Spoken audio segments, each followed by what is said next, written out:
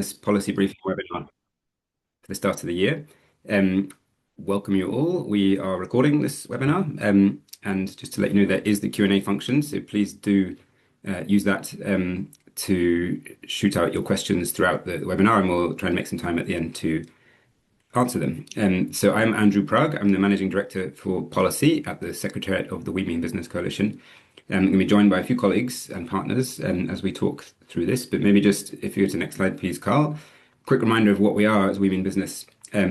We are an international organization working with some of the world's leading businesses on climate change.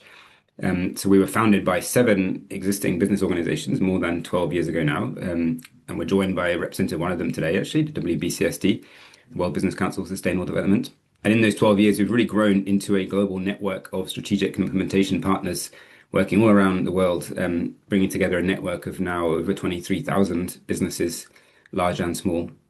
And we continue to grow and bring the progressive voice of ambitious businesses into policymaking. Let's move to the next slide, please. A quick reminder of our agenda for today. So we will begin just with a quick reflection on kind of the state of the world in terms of climate policy developments as we hit the middle of the year of this very tumultuous year, 2026, and look at what that means for how we engage as businesses in climate policy internationally. Then we'll turn to look in particular at advances and evidence of business action on electrification in particular, so through the Electric Advantage program that we're running here at We Mean Business, and some really exciting data we've been gathering through polling work and through the business barometer work that shows the attitudes and positive action being taken by businesses. And then the third section will look ahead to see kind of what are the key opportunities for business engagement in policy internationally as we look through to the rest of 2026 and beyond. So jumping right in then to our first part on the reflections on climate policy, where we stand. So just very quickly in like 2 slides, I try to give you a flavor of where we see international policy. Obviously, completely fool's errand in terms of trying to summarize this in 1 slide, but just to give a flavor of what we see. So if you click forward, so I mean, it's important to really restate that we are in this kind of sense of new normal in terms of international politics and markets, with the volatility, fragility, the rapid swings in policy positions and market states due to the very factious geopolitics. And I put a picture of the Strait of Hormuz just to really highlight the sort of choke point of fragility and uncertainty that has brought the conflicts in Iran. At the same time, it's fair to say that climate change remains a difficult political topic to address for both politicians and businesses alike in many different countries, led, of course, by the positions of the United States administration. But, and this is a very important but, we have seen in the first 6 months of this year a very significant narrative shift following what we could call the second major fossil fuel crisis in 4 years because of the blockage in the Strait of Hormuz and the conflict going on in Iran. So we've seen, energy security, energy affordability, the overall dependency on fossil fuels has leapt to be a top-line political issue across countries around the world, kind of regardless of the politics. And then we've seen, in particular, electrification. So the use of electricity in end uses that were formerly dependent on fossil fuels has really leapt to the top of the agenda in terms of the traction it's got internationally at really surprising speed over the last few months. So this is a major and important political context for how we see the energy transition, even if climate change itself is a difficult topic. If you click ahead, next we see there are quite divergent narratives around the world. Again, you can't really summarize this in a few points, but I mean, what we see is, across the global north, very much generalizing, but we do see the rise of populist parties in many countries on the ascendancy. But there are signs of changing winds, in particular with regards to the energy transition and electrification. So, these messages on energy security, the opportunities that the energy transition brings in terms of competitiveness and growth are cutting through and starting to bridge agendas a bit. And we've seen some swings back in recent elections. In China, again, can't really summarize, but there's clear that there's a very fast acceleration to continue to dominate not only domestic energy transition and electrification progress, but also the supply chain dominance of the technologies and the components and the minerals for those technologies. And you can just see from that chart in the middle, the incredible rise of China as its rate of electrification of end uses of energy growing far faster than other countries. So that move towards being an electro state is very important for the geopolitics. And actually, just last week, we saw China announce its new 5-year plan, including a very strong target on electrification. Elsewhere in the global south, to India, I think it's fair to say there's very clear acceleration on renewable energy and also now electrification across mobility and industry, despite what you might call cautious climate positions by the government in terms of its position on international climate action. But what's happening on the ground in terms of energy transition is very significant. And then elsewhere across the global south, it's likewise, there's really signs of electrification being embraced as a key opportunity for economic development and actually for energy access and electricity as a means for energy access. And we're seeing that happening in many places, often with a partnership on China, um, which just reminds us that there is a key geopolitical trade issue here as well as countries do move to electrification to make sure that they are securing supply chains and avoiding dependencies.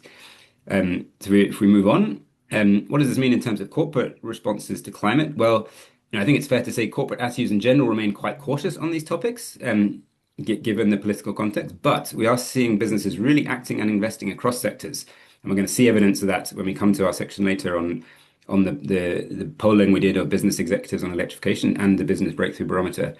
But I think that narrative is not sufficiently reaching policymakers, which is something, an opportunity for all of us trying to act and really move the transition faster to make sure this message cuts through. And we are seeing clear signs that businesses will speak up more on these kind of issues and they will advocate if the messages are correct and if the timing is right and if it's really attuned to their business strategy. We'll come to some examples of that later. And then lastly, just to say, the climate reality, I think, is catching up with all of us. We're seeing climate impacts increasingly prominent and sustained and kind of unavoidable part of mainstream discourse around the world. And the latest installment of that is obviously the heat wave in Europe right now. I'm sweating here slightly, sitting here in Switzerland. And that's the map here of France last week. Absolutely extraordinary temperatures were hit. At the same time, corporates are coming to a bit of days of reckoning in terms of their 2030 targets and a process of kind of recalibration of where accountability sits for that and that it is an overall system failure as well as the responsibility of those businesses. So that sense of reality catching up. So what does this mean in terms of climate policy engagement on the next slide?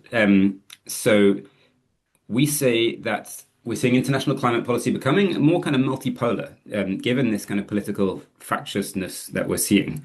So just thinking back to the end of last year, where we had, of course, COP30, the big UN climate conference in Belém in Brazil, it came at a time where the Paris Agreement process was naturally shifting away from negotiation and towards an implementation phase. And that came at the same time as we were seeing this increasingly difficult and fractious situation in global climate politics, with the pressure being put on by the US. So that was a challenging time for that COP, which had high expectations to deliver and was grappling with these kind of twin forces that calling for change. The legacy of that COP, I think it's fair to say, is more than in its formal multilaterally agreed outcomes, in that we saw the presidency of Brazil launch this process for so-called roadmaps on both dependency of fossil fuels and on deforestation, as a sort of parallel process outside of the COP, but bringing together coalitions of the willing. And at the same time, we saw a group of countries launch the so-called Santa Marta process with this conference that took place in Colombia in April this year, again, among countries that are coalitions of the willing to advance discussions on transitioning away from fossil fuels. So this has really helped to broaden the space for discussion when we know that multilateralism is difficult in the current context, and this is very important.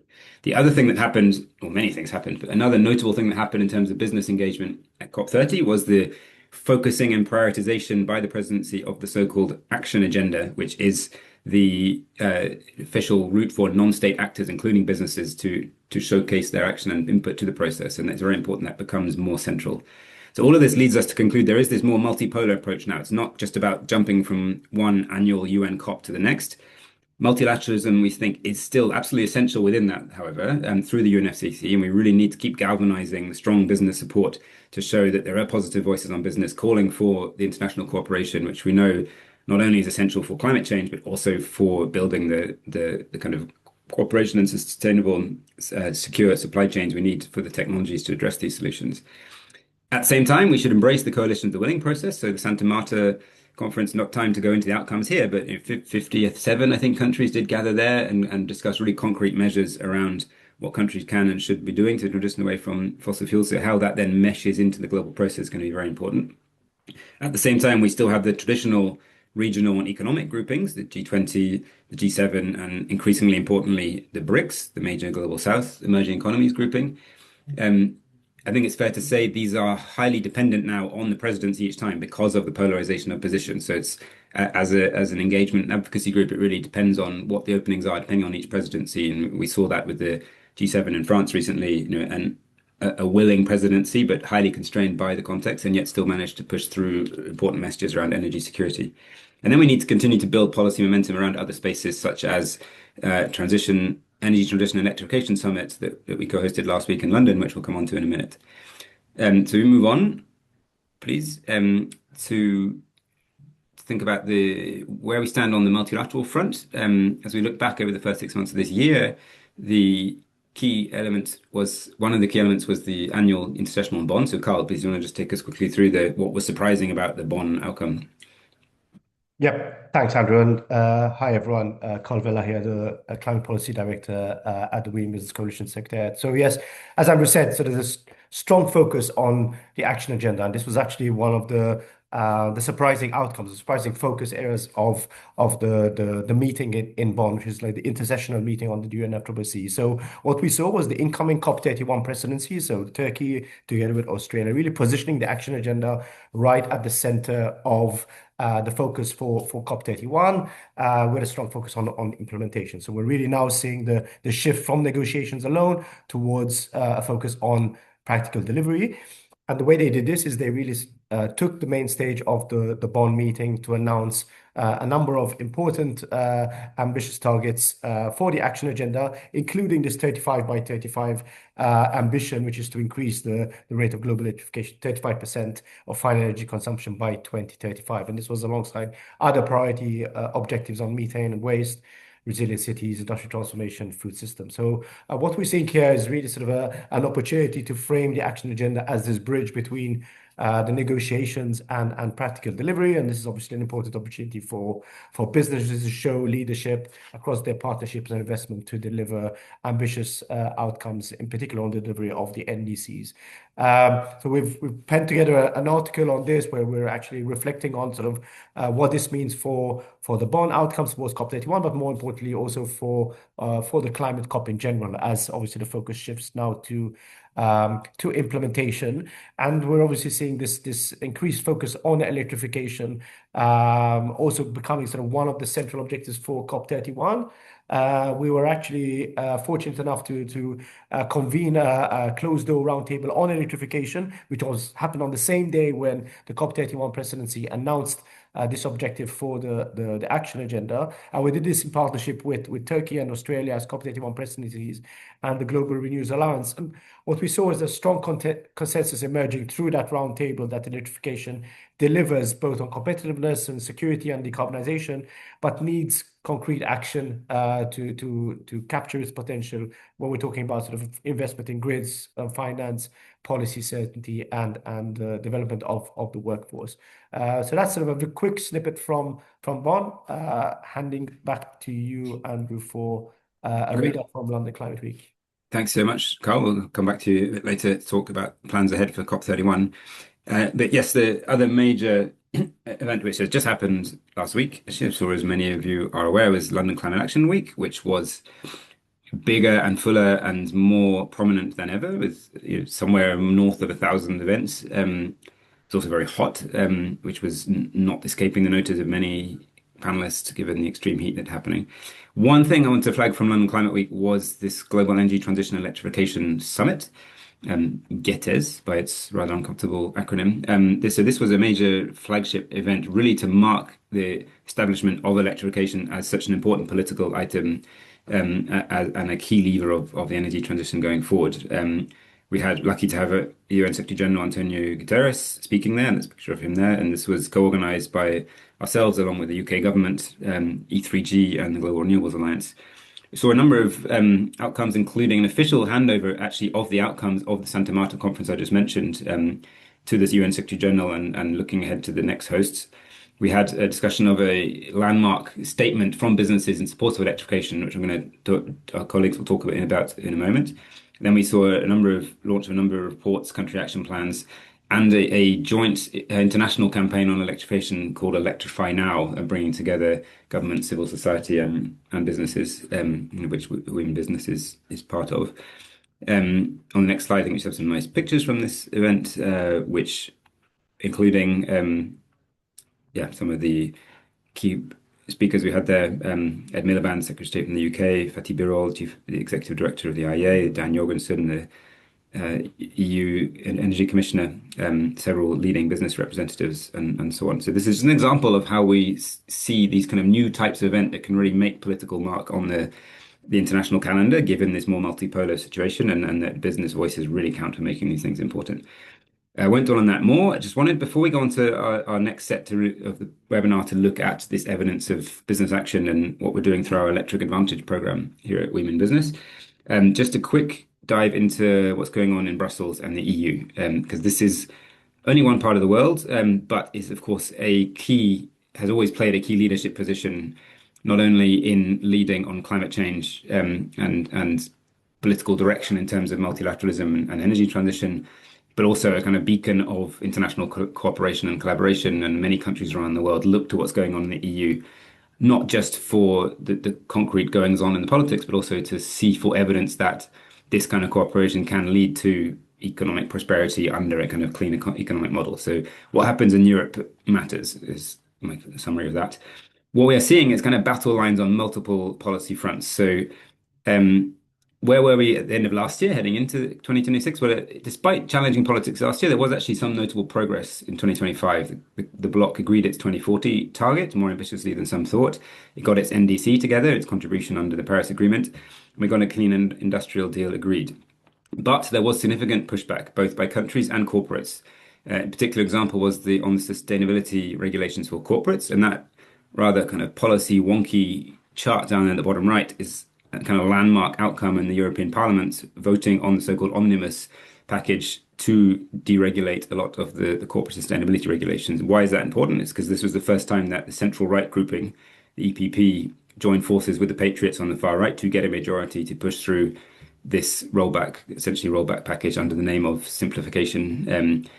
So that was a landmark moment and really kind of fired the starting gun, if you like, on an ongoing battle to make sure that there is a strong positive pushback from businesses who stand to benefit from the transition and want to be heard on that. Because there are many battle lines happening in parallel, essentially, we see the emissions trading system review happening right now, due to be released in 2 weeks.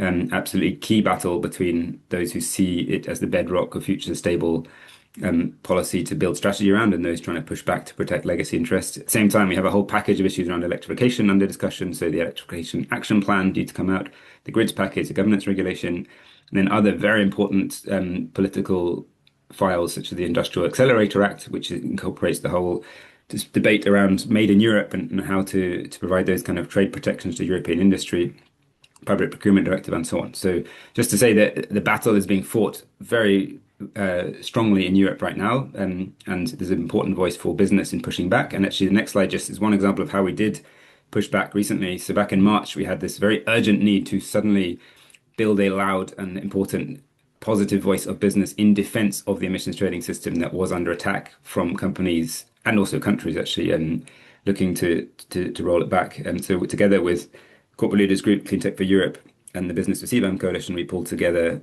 very quickly a letter from businesses defending the ETS, pointing out the importance of the predictability of the policy signal. And this got more than 150 signatories very quickly and was very widely received. A lot of positive feedback from how it was received in the political sphere. And it's just an example, as I said earlier, about how if we get the messaging right, we can be very strong as business community in the policy impact. So just some examples of the companies who signed up to that. Right, so with that, I'd like to move on to the next part of our webinar, where we look at the Electric Advantage program and this very exciting data and evidence of business action. So over to my colleague, Gillian, please. Thanks, Andrew. Hi, everyone. Yeah, great to be here with you today, and thanks so much for joining us. So I'm Gillian Nelson, Director of Policy and Strategy at the Women Business Coalition. And as Andrew was saying, we're seeing a really huge amount of excitement around electrification. And so, yeah, we want to talk to you a little bit about what we're doing on this. Electrification is a topic that, as we mean business, we've been focusing on for some time now. Earlier this year, we launched our Electric Advantage program, which if you scroll down the slide, please, is a 4-year program, which is really looking at how do we, leverage the advantage from electrification to deliver a cheaper, safer, healthier future? So this is a 4-year program that will really look at how do we accelerate that shift? How do we support electrification as an imperative for governments and businesses, and help to align end-use electrification and data center demand with clean power, grid readiness, economic strategy, and really using that to ensure competitiveness, affordability, energy security, and better livelihoods. The program has 2 primary aims. The first is to accelerate direct electrification of end users. So as Andrew mentioned earlier, this is things like replacing vehicles with internal combustion engines with electric vehicles, or fuel boilers with heat pumps. And secondly, to help companies prepare, lead, and really benefit from these electrified economies. This is a program that we've launched with our 7 core coalition partners, and a much broader network of companies and partners as well that are really also seeing the benefits of electrification. So one of the first things we've been doing as part of the program is really talking to companies in our network and understanding, what is the business viewpoint on electrification. Of course, there are many different individual views, but is there an overwhelming sense from the business community? Is this something business supports? And overwhelmingly, this is a very strong yes that we're having from these conversations we're seeing coming through. If you go to the next slide, please. Last week, we released a statement which was signed by over 100 companies, together with a combined annual revenue of over $1.5 trillion US. So a really very big group of big companies calling on governments to establish electrification, clean electrification, as a central pillar of economic and industrial strategy. So really pointing to the fact that business sees electrification as a strong opportunity, and is looking for governments to support that with the right policy environments for businesses to really be able to accelerate the transition. And a big thank you to many of the companies here with us today who signed this statement. It's fantastic to have the support, and we're seeing really great resonance with this message in media. We're seeing the momentum for electrification really building very quickly. If you go to the next slide, please. Just a snapshot here of some of the stories we've seen in recent weeks, which have picked up some of the pieces we've been working on, including the business statement. And really importantly, we're seeing this positioning electrification as a strong business priority, something that is good for economics, good for security. And this is something that's strongly coming through the conversations we're having. So this is very good to see. Importantly, this is not just something that is, coming from a small subset of companies. If you go to the next slide, please. One of the other main pieces of work that we have been working on that has helped to give us this good view of business perspectives is polling that we've worked on with our partners, E3G, the Global Renewables Alliance, and Public First, who we commissioned to do the polling for us. And this is a poll which surveyed almost 2,000 executives from across 18 markets, and really look to investigate, what is the business perspective on electrification? Do businesses see this as an opportunity across these 18 countries, a mix of developing countries and developed countries? And of course, when you do a poll, you never know what the results will show. As it happens, we have been very pleased with the results because they're overwhelmingly positive. If you go to the next slide, please, we see that really businesses are seeing clean electrification strongly being linked to energy security and economic growth.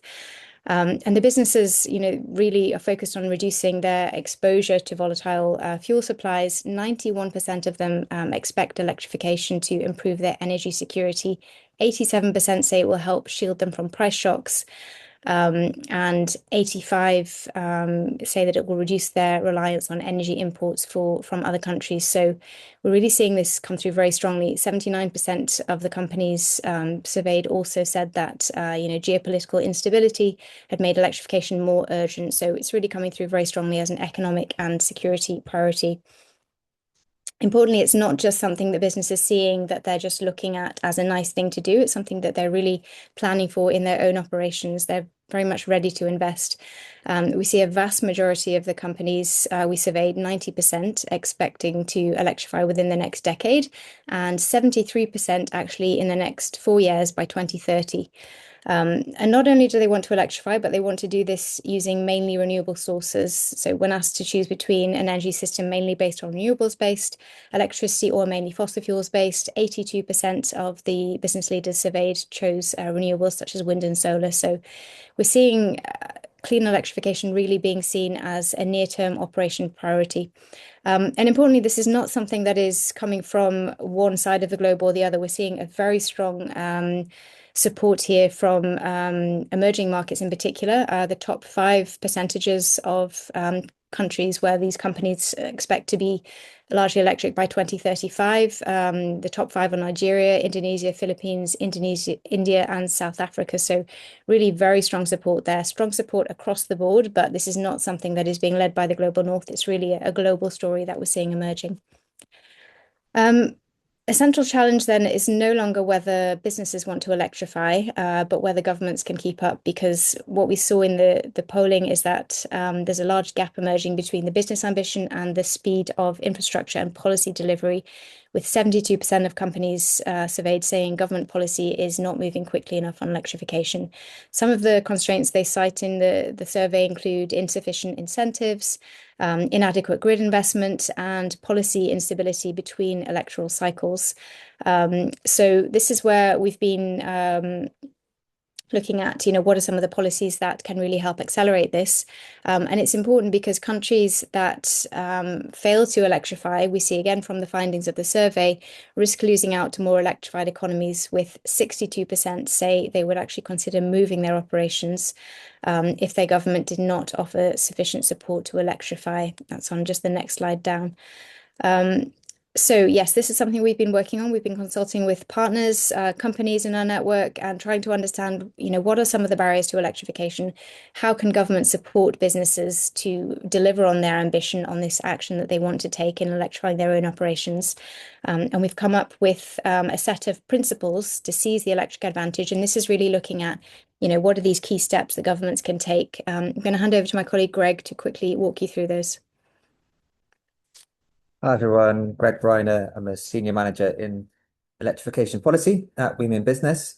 And so, as Gillian outlined, we identified a set of high-level policy principles, a set of 10 principles that will help businesses to electrify faster. So these are things that governments can do to create the enabling conditions that businesses need in order to electrify their operations and supply chains more quickly. I mentioned this is high level, so we're looking across geographies. So this is a broadly applicable framework. Clearly, in every country, the barriers and the policies required are slightly different. And so this is a set of high level principles, and the idea is to connect at the global level through to more national specific advocacy, which will be coming later throughout the year. And so, as I mentioned, this is complementing our national and regional work, which we're working in different geographies with different partners on our Electric Advantage program this year, and it can be adapted to those different markets. So we published this at the beginning of this month in the lead up to London in order to shape those conversations in terms of what businesses need from governments. This is both a standalone document, and also we had a foundational white paper that sets out the business case for electrification, in which we laid out these principles as well. I won't go through them all in detail, but just to give you a sense of some of the themes, ranging from setting out electrification plans at the high level with clear targets and timelines for electrification. It touches on the need for financial incentives in order to bring down the cost of these technologies. Also, when it comes to electricity markets, ensuring that they can reward clean and flexible supply, and that there is investment in grids and the other infrastructure needed. And then touches on issues such as financing and also regulatory standards for different types of technologies and mandates. And then touching also on the need for a skilled workforce in order to make all of this stuff happen. So if you're interested, please do go and take a look at our policy principles. They're on our website. And yes, that gives you a sense of our work on that area. Thank you.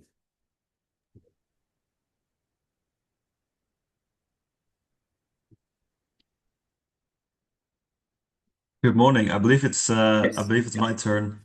Let My me name is introduce to Oh say, yeah, of course. happy Please to do. have Arthur Wiggers here from the World Business Council Sustainable Development to talk us through another fascinating piece of work which was just released called the Business Breakthrough Barometer. So over to you, Arthur.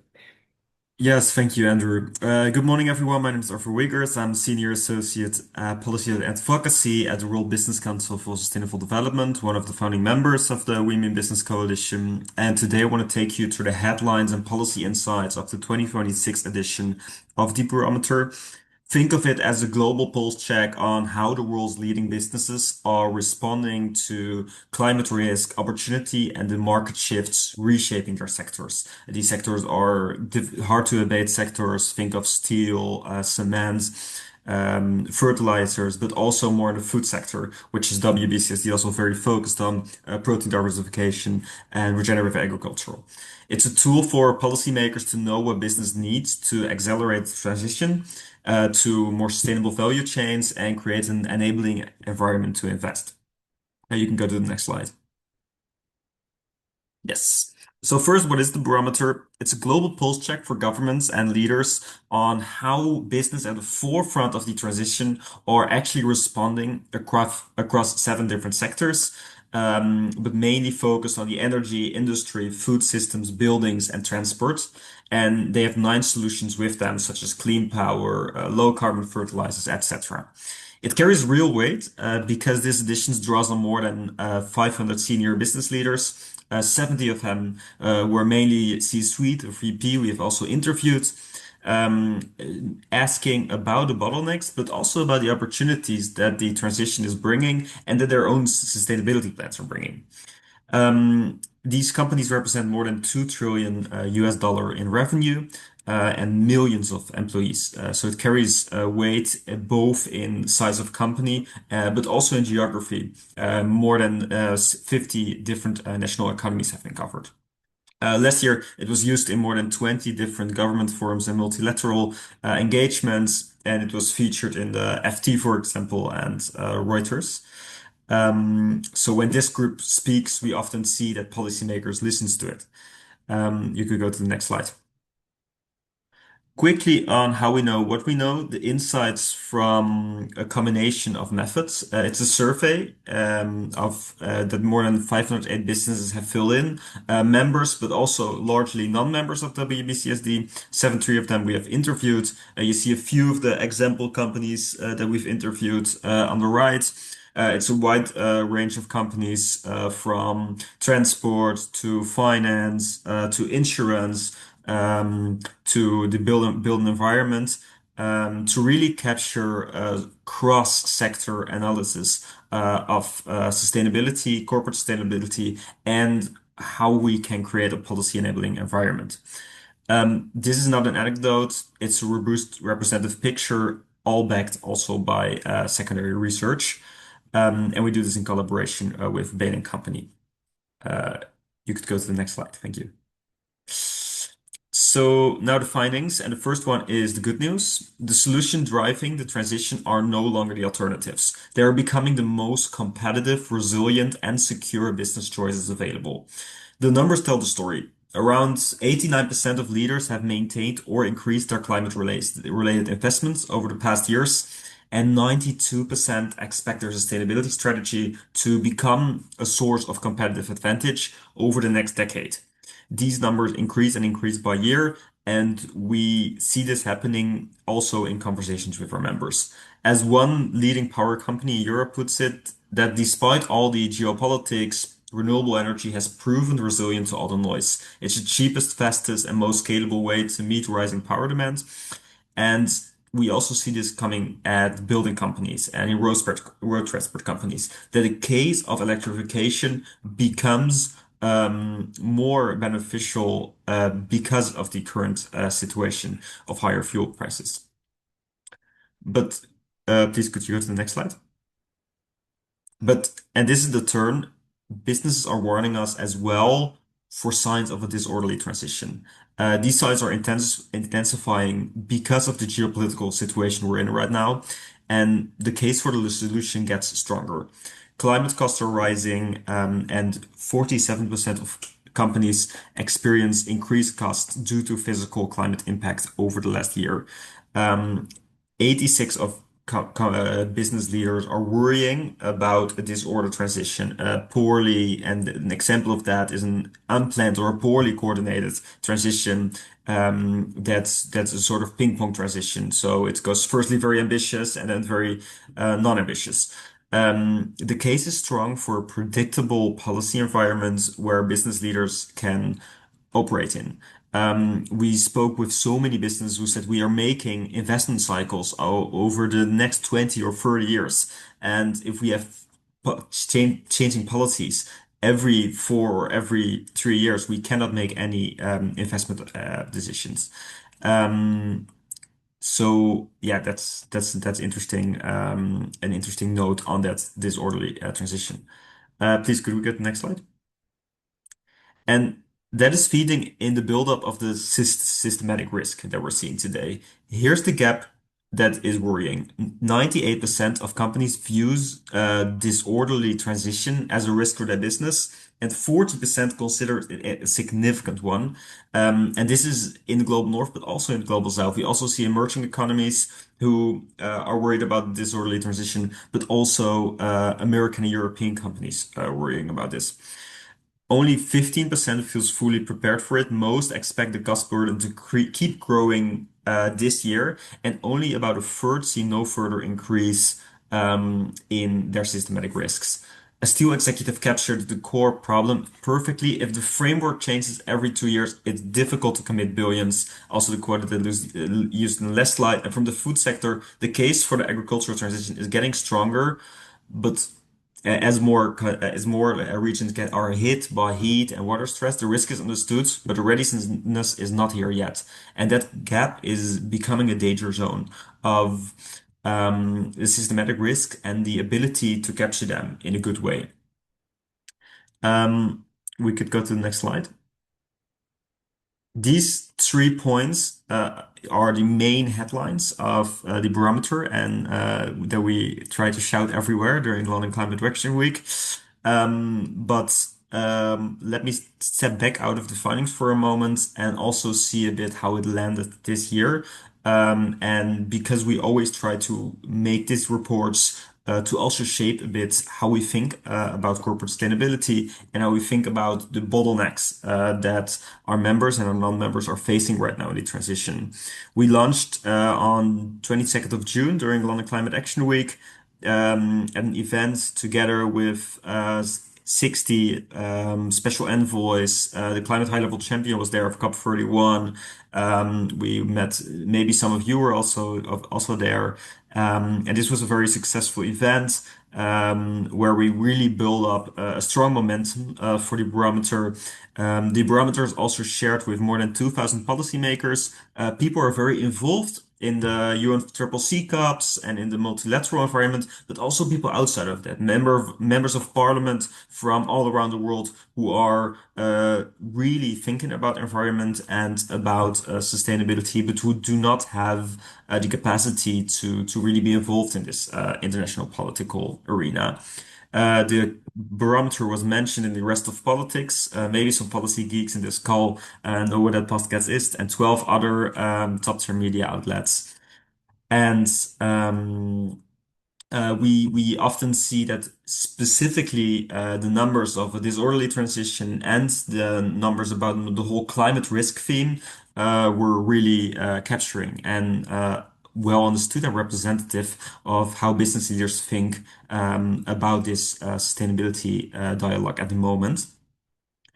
And this was also one last thing I would like to add was this is also the largest edition yet, which we're very happy about. But what we still would like to see for next year's is, of course, also a different geography over like what happens now with these numbers and how can we really feed this into policy dialogues.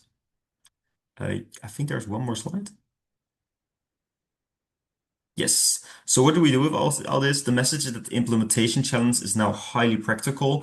We don't need to keep winning the argument. We need to be clear about the bottlenecks and scale the solutions that already work and that breaks down by audience. For business, double down on the proven solutions that strengthen resilience and a competitive advantage while working across the value chain of governments on what's left.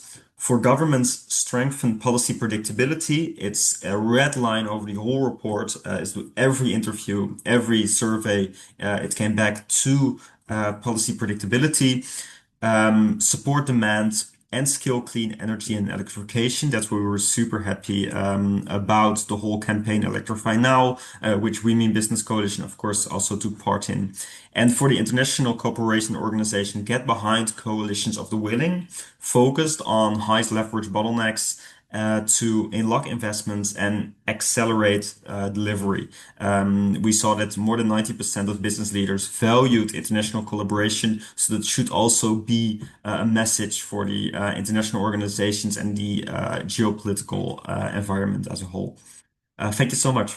Great. No, thank you, Arthur, for joining and for sharing that. And I think you'll agree that across these different pieces of work coming through, the voice and the attitude of business is very clear. There is this much uh, um, attitude, this much enthusiasm and positive business strategy that's coming through that is really dependent on policy. And this message that we need the consistency, the stability of policy is more important than ever.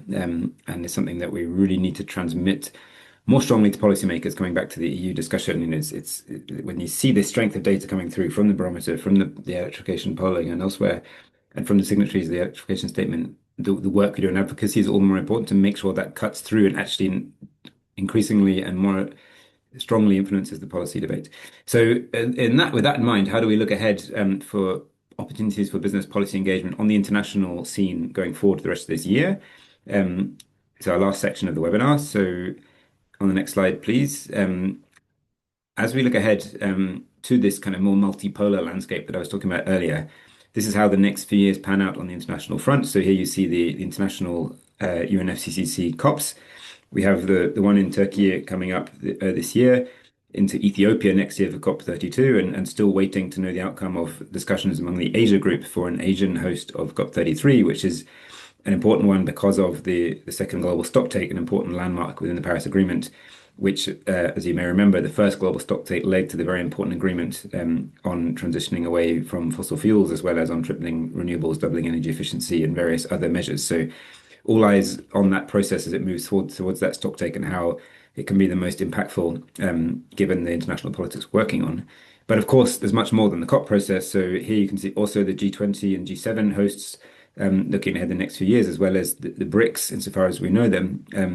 And as I said before, it highly depends on the presidency. So a key opportunity is going to be the G20 next year, with a government in the UK, likely change of leader, prime minister coming up, but the government stays in place, and the strong opportunity for a positive outcome from that G20. The BRICS process increasingly important because of the geopolitical weight of those countries and the economic opportunities that they see in terms of energy transition and developing the value in those clean energy technology value chains.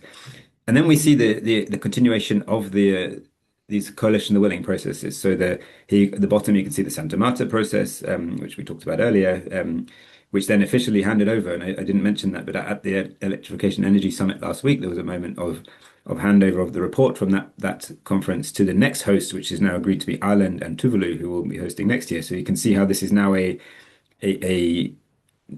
credible and important kind of landmark on the international scene, where we need to be making sure there's a consistent and strategic business voice covering all of these potential these moments to make sure that we're really pushing the policy outcomes in the right direction. So with that as framing, how does it look going ahead for the rest of this year? Next we turn, I think, to COP31. So go back to, before COP31, we have, of course, New York Climate Week, and the UN General Assembly, which is in September every year, as you know. So our partners, coalition partners at the Climate Group, who are the main hosts of Climate Week New York City, planning a major event there with the slogan Energy Impact Action. interestingly, it's always alongside the UNGA, but an important and actually not much discussed outcome of last week's London Climate Week, the major speech of the UN Secretary General. He has called for a heads of state climate summit during the UNGA, which therefore adds a lot of geopolitical and political spice to that event. So lots of opportunities for business engagement, which we'll be coming back to you on then. On the next slide, we turn towards then what we know about COP31. So back over to you, Carl, please. Yep, thanks, Andrew. So, just a very quick overview of what we know about COP31. Obviously, many of you will have heard a lot of this already, and lots more information to come in the coming weeks and months. But essentially, what we wanted to share today is that obviously this is a bit of an unusual COP because we have a shared presidency. So, as you all know, the COP is going to take place in Antalya and Turkey. So, Turkey has the official sort of COP31 presidency as such, so leading the overall process. Leading also on driving a strengthened action agenda, which I mentioned earlier, with this focus on implementation, and we'll highlight some of these early priorities on electrification, waste methane, cities, buildings, etc. But we do also have this sort of Australia as sort of a co-host, co-presidency of this COP, but in the role of presidency of negotiations. So in other words, they would be leading the formal UNFCCC negotiations at COP31, in the lead up to and at COP31. They would be tasked to build trust across parties to broker consensus, but also working closely with Turkey to ensure that the negotiations and implementation side the action agenda are mutually reinforcing. And obviously for the business community, we see this as an opportunity because it gives equal attention to negotiations as well as implementation, which is where sort of business comes in, and we're seeing stronger links potentially forming through governments, businesses, other non-state actors, creating spaces for these coalitions of the willing partnership to accelerate the delivery of the global stocktake objectives and the NDC implementation. We saw this manifest quite strongly, as I mentioned earlier, at the Bonn meeting, where we saw this sort of increased willingness for governments and businesses and other NGOs to be talking together about opportunities for delivery. In terms of the priorities, not going to dwell too much on this. I mentioned these earlier already, but we saw the Turkey COP31 presidency announcing a number of action agenda priorities in Bonn. So I mentioned the objective on electrification, objectives on waste and methane, resilient cities, industrial transformation, as well as food and water systems. And essentially what we're seeing is that these high-level objectives are signaling this strong political focus on how to accelerate implementation through the action agenda. So in other words, using the action agenda as the vehicle to drive implementation of the outcomes of the global stocktake, and electrification being really the flagship priority that the COP31 presidency has been promoting.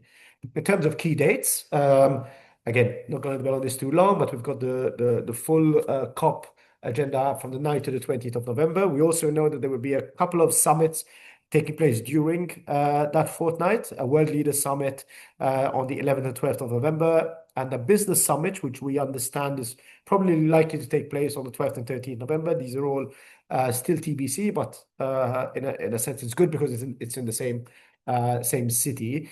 What we will have in a different place is the Pacific pre-COP. In other words, this is the preparatory meeting for COP31. It was part of the negotiations by which we got this dual presidency of the COP. So this will take place across Fiji and Tuvalu. We know there's a number of preparatory ministerial meetings will take place in Fiji with the high-level leaders convening in Tuvalu. And the dates we have right now are the 5th to the 8th of October. So a good lead up to the official COP31 meeting itself. The plans for We in Business are already on the way. So as in previous years, we will be looking to host the Business Pavilion at COP31, and this is our sort of center of convening of progressive business in the COP Blue Zone. So the aim is to have, once again, as in previous years, a large auditorium, a space for meetings, an informal meeting room space, etc.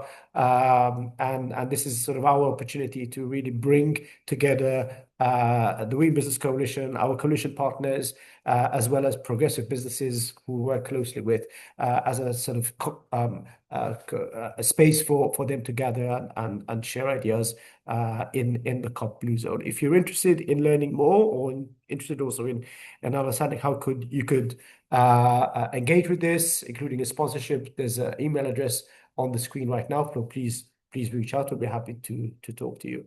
And with that, I'm going to hand over back to Andrew for Yes. updates on our business advocacy. Yep. Thank you very much, Carl.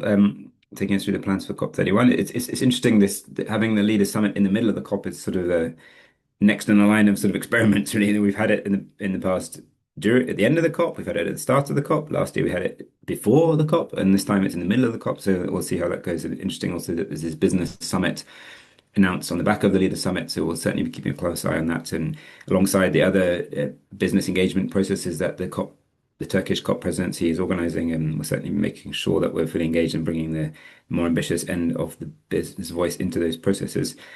So this, just to conclude on the kind of policy opportunities, to start with, looking back last year, how we were engaging nationally around the world what was a key topic last year was the development of these nationally determined contributions under the Paris process. So we were doing this advocacy based on a tool we had for ambitious and investable NDCs, a call to action rather. We then applied it in these different countries. You can see here to really bring together businesses in local context to talk, with policymakers and push for those NDCs to be as strong as possible. Moving forward then with that kind of international perspective on the next slide. So this year, as we said, our flagship initiative is the Electric Advantage program on electrification. So we're really looking at how we can leverage the international business voice to improve policy measures nationally around the world and overcome the barriers to accelerating this electrification trend more. So to that end, we are developing an electrification competitiveness index, assessing how competitive different countries are at providing businesses with the frameworks and enabling conditions they need for electrification. So that will then become the basis for some targeted specific policy advocacy on the policies in those countries. At the same time, we're going to be working with partners in selected countries in the Global South on how the NDCs translate into investment opportunities for clean tech and electrification. And then, as usual, we will be focusing in the business policy asks for the international moments, including at COP31, as per the sort of more multipolar landscape we were talking about earlier. And so this slide just gives an indication of how we're continuing that international outlook, whilst also focusing on the specific policies and regulatory landscapes in countries, which is what we really need to change to further accelerate this transition. So watch this space for the specific opportunities related to those as we develop these things. So just before we close, I wanted to also, as in the spirit of how we create business opportunities, or rather opportunities for business engagement on policy.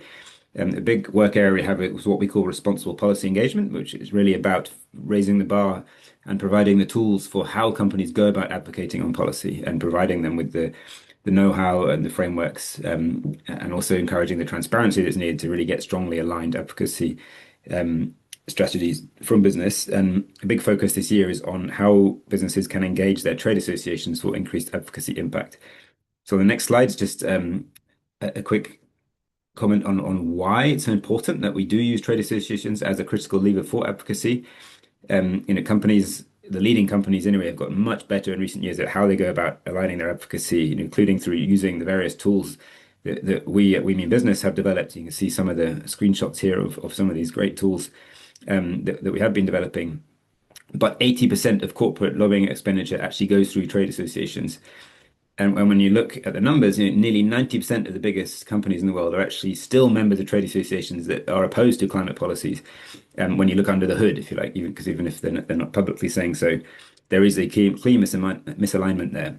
And so this very important lever for positive advocacy is currently largely being overlooked, and at worst is actually being quite a strong negative influencer. So we have last year, in fact, launched a really exciting project together again with WBCSD and also Volans to bring together like-minded companies who have shared trade association memberships to help them to together come with a stronger voice to actually leverage the points of influence in those trade associations. And right now we're focusing that initiative on what can be done in electrification policy. So on the next slide, just to sort of call to action really of companies who want to engage with this, particularly those who signed the electrification statement we were talking about earlier. The next step is really to think about how you leverage that public support through the signature to actually get out and move the trade associations that you're part of. So start by making them aware that you are committed, even if you think they're not engaging, it really counts. And then through this project I'm talking about, we can help you to work together as a collective to really have more influence on those policies. So just a quick snapshot into the exciting work that we are doing within business and together with partners on this area of responsible policy engagement. It's so important to continue moving the needle. So with that, we just have a couple of minutes left. I don't know if anyone's put any questions in the chat. I don't think so. If anyone wants to still do that, go ahead.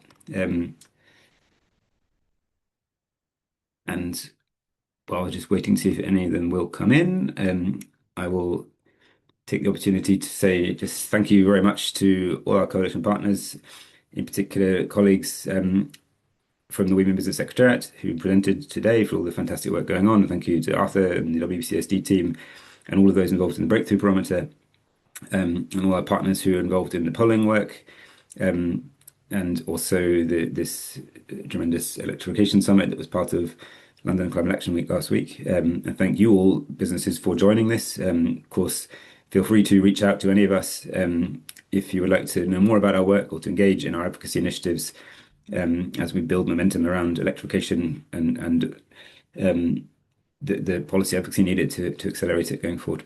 So as there are no questions, with that, we will close just 1 minute early. Thank you again for joining and enjoy the rest of your day. Goodbye.